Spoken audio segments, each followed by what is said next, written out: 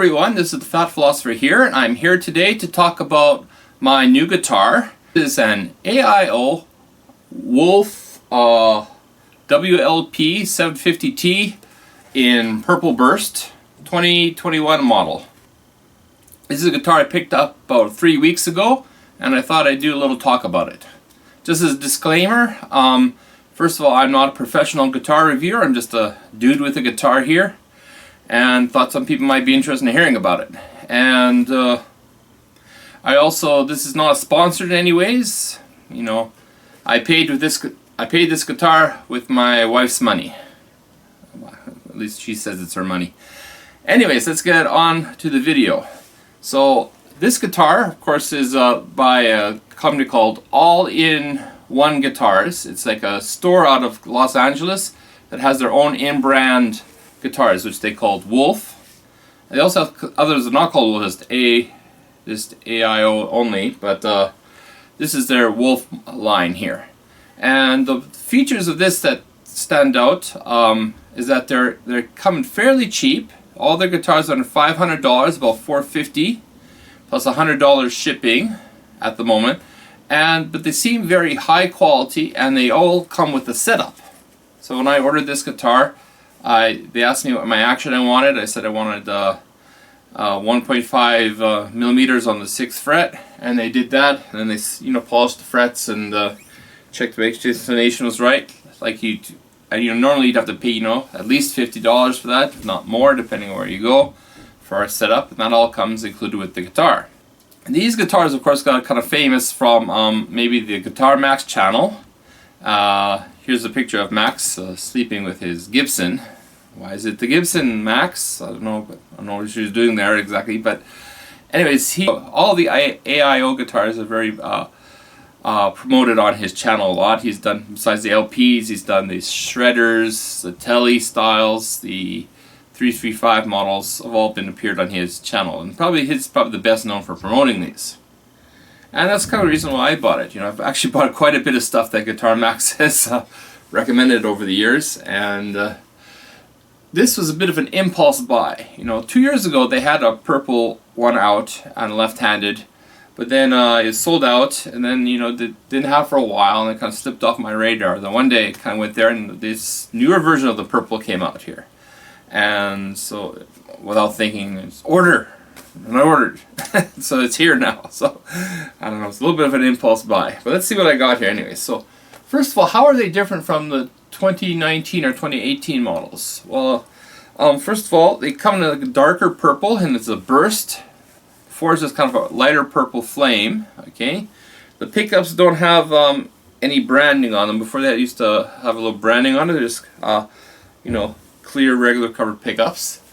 And the biggest thing, I think, is they take off a lot of the Wolf promotion. As you can see on the headstock here, I'm going to throw a picture up. It just has a W at the top, then it has AIO in Alboni binding there.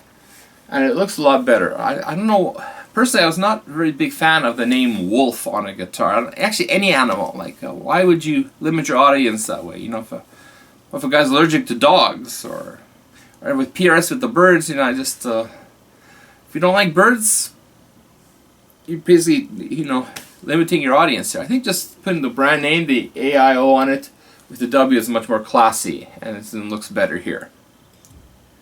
Now, like I said, the big appeal of these guitars is that they're set up, they come at a very reasonable price, but they look kind of high-end. So let's take a look at how high-end they are. Okay. First of all, let's take a look at some QC issues that came with this guitar. As you expect, no matter how high-end it looks, if it's a $400 guitar, it probably has some $400 guitar issues. First of all, I'll throw some pictures up, you can see exactly is the paint job. Right underneath the tone knobs, there's like 2 drops of purple paint on it, and they're very small. They're pin size, but they do kind of show up. And the one they have in the picture doesn't have them on there, so it's this is obviously not the one in the picture, right? So that's something that could have been done a little bit better. Next thing, okay, there's a cut like on an X-Acto knife. It's about a 1/2 centimeter long.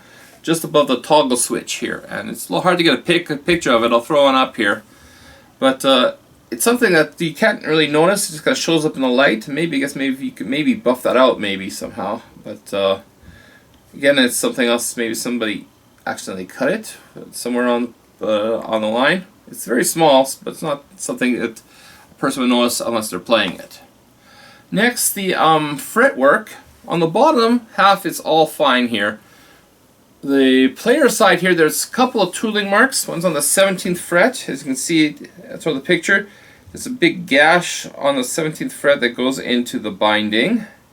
And then on the 5th fret, there's again a little, like, part of the binding is taken off. You know, personally, I'm not a very big fan of binding on guitars. It seems like another thing that can get messed up. You know, I just have it plain. But I have to see, for the binding guitars I had, this is one of the nicer ones on that.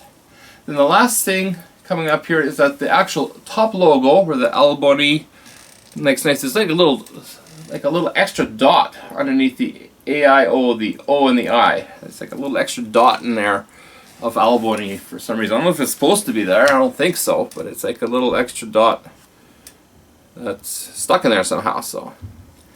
But it doesn't really show up. Once again, if you're not playing it, you probably wouldn't notice it. So, like this there were some QC issues. I've had 1, 2, 3, 4, 5, 6 issues with this guitar.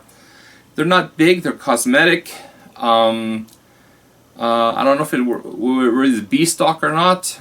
AIO doesn't think it's worthy of B stock, and anyways, they only take $20 off for B stock anyway, so it's not anything. But like I said, something you notice if you're playing it. It's probably not something you notice if you're just looking at it from a distance and stuff like that. Now, how about the playability of this guitar? As you might know, I'm not actually a big fan of LP guitars. It's I think they're okay. You know, they play fine. You know, but say compared to something like, you know, like a Strat style or something like my custom here, the access is just not as good. This is guitar is made like to traditional specs, which means it's got a big old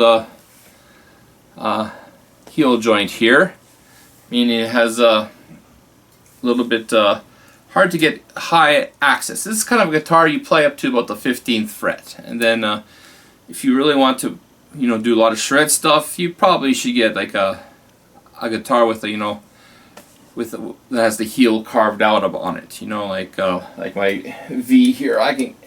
My V I can get right up to 24th fret, no problems. This is 22nd fret, by the way, no problems. So if I'm going to play anything shreddy, I'm probably going to use my V or my Sahana for that, and I wouldn't be using this guitar here.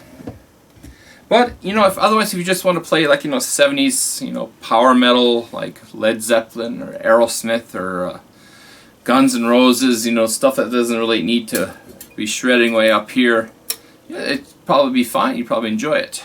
Okay, the neck is nice and small. I thought it was going to be more chunkier, but it wasn't, so that's a good thing here. The fretboard is very nice. It's a dark, I always like dark. I always like my ebony on like my V.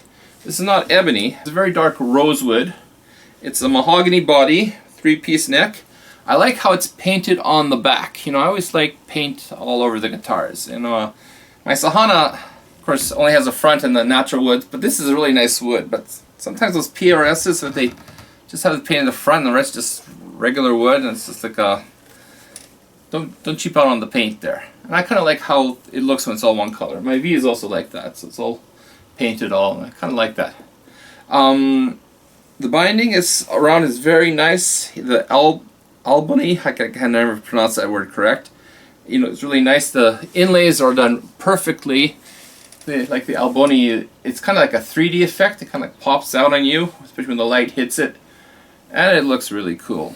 And I'm getting a lot of great reactions. You know, people see this guitar, it's like, wow, that's like an awesome looking guitar. So, I gotta say, I'm fairly pleased with the purchase there.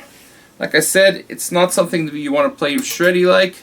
If you're playing, you know, up to the 15th fret, maybe 17th fret, you're going to have no real big problems with this.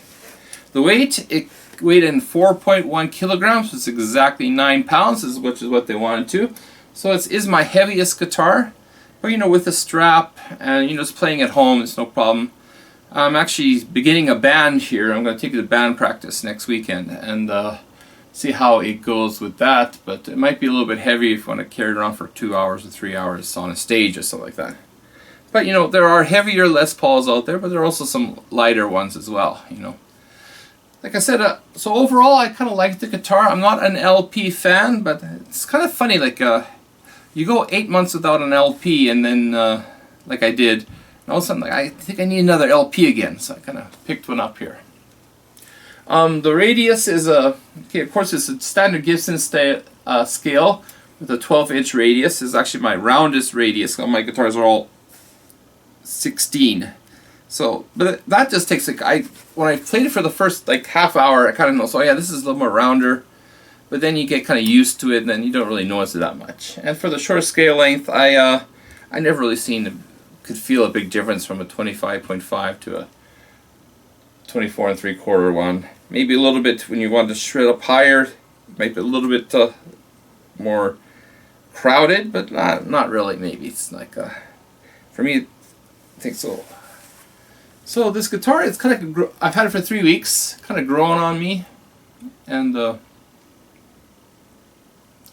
yes, it's got Grover tuners, and they keep fairly good tune. When it first came, even though it was set up, the strings weren't stretched completely, so it went out of tune quite a bit in the first week. But then, you know, stretched the strings, played it a bit, and now it's kind of settled in fine there. I'm gonna have to change the strings again, and see how that goes. Okay, and everything else is standard. You got 2 volumes, 2 tones.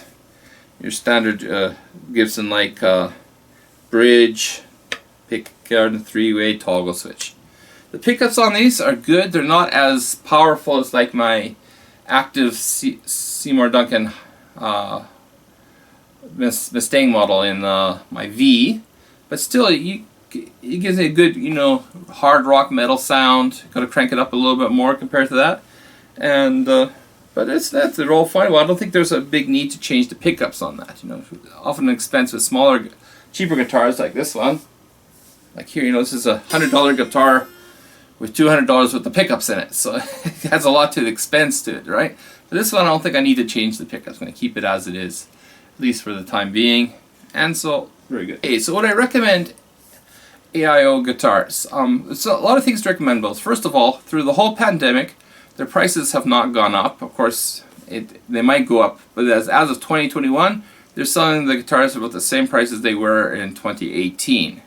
And also shipping, this only costed $100 to ship to Japan, and I think Australia's $150, but a lot of companies now, they want $150, $200 to ship to Japan. And so that's a big expense. You got a $400 guitar, you can pay $200 shipping, and that's half the price. So this one, they're still only charging $100, so that's another reason I pulled the trigger on it. Of course, it's, you know, the burst is gorgeous on it. It's a very eye catcher. It kind of makes you want to play it. And another thing to think about AIO is they have lots of Lefty models. You know, they basically have copies of almost any kind. I haven't seen the V yet, but they have a, you know, 335. They got a Rittenbacher type. They got a T style, S style, shredder, super shredder style, and of course it's Les Paul. And they have a lot of colors: purples, reds, greens, yellows. They've got all covered in green albany too. It's kind of nice looking. And they're all available for lefties. So that's another reason I like to support companies that support lefties. You know, some of these companies that have 1 or 2 just black, but they're making a point of getting a purple burst. See, what guitar do you think could be like a rival to this one? Well, I think one guitar you might consider instead of this one might be the ESP LTD 256 there. Okay, the 256 is maybe $100, $150 more. But one thing it would have is more modern type of contours. You'll have like a bit of a carve out of here, and you have a belly carve, and maybe a neck carve. Okay, and the neck might be a little bit thinner, maybe not as much. If you go to EC1000, that'll have a really nice, you know, contour neck joint. But that's going up to like $800, $900. It's like twice as much as this is, right? Well, the EC256s are not quite that expensive. They're maybe $100 more than this. So if you want more of a modern type take on a Les Paul, you might consider that. If you prefer the traditional, like all traditional specs, but don't want to pay a Gibson type price, this would be good here too. First, the EC256 would also have, you know, brand recognition, being an ESP guitar. Well, maybe this doesn't have quite the brand recognition from AIO, at least not yet, you know. So anyways, that's my take on this guitar. I hope you enjoyed it, and I'll throw a couple of little sound demos on here, just really quickly through my Boss Katana. And just, I don't like really long playing things, so let's do a couple scales, a couple of chords, and then we'll call it a day. Okay, I'm on bridge with distortion.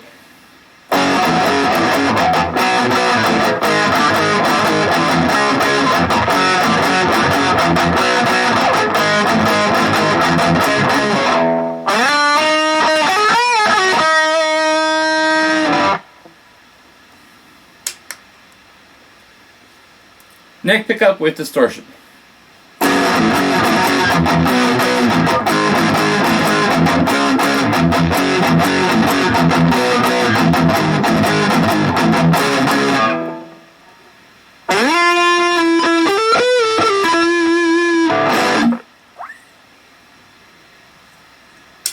Both pickups with distortion.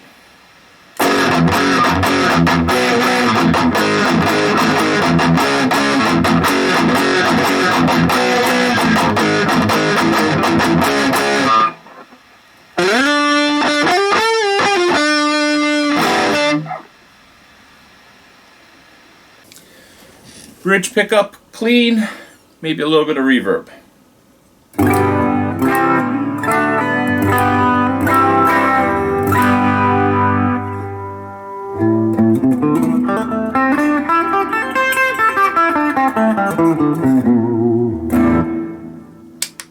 Neck pickup clean, maybe a little reverb.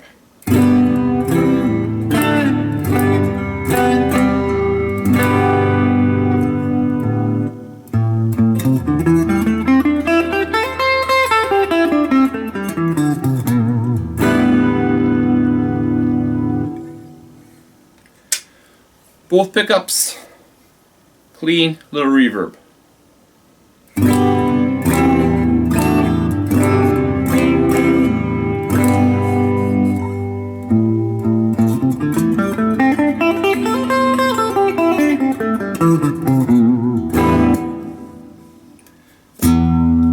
And that's the demo.